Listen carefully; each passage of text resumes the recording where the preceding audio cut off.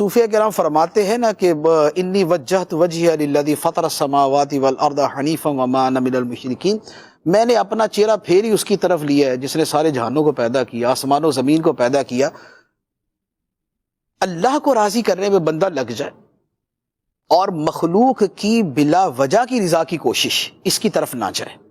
ویسے کوشش ہونی چاہیے کہ مخلوق کو خوش کرے، ارضائے خلق یعنی لوگوں کو راضی کرنا اپنے حسن اخلاق سے، اپنی مسکراہٹ سے، پیچھے بھی رب کی رضا ہے نا۔ جی جی، تو وہ جو ہے نا مخلوق کو خوش کرنا، تو فرمایا کہ فرائض کے بعد سب سے افضل عمل ہے، سب سے افضل عبادت ہے کہ آپ لوگوں کو خوش کریں۔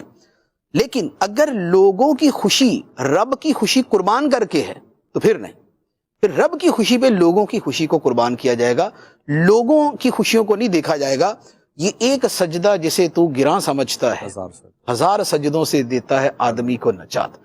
تو رب کو ایک سجدہ اور رب کی ایک رضا ہزاروں رضاؤں اور ہزاروں سجدوں سے آدمی کو نجات دے دیتا۔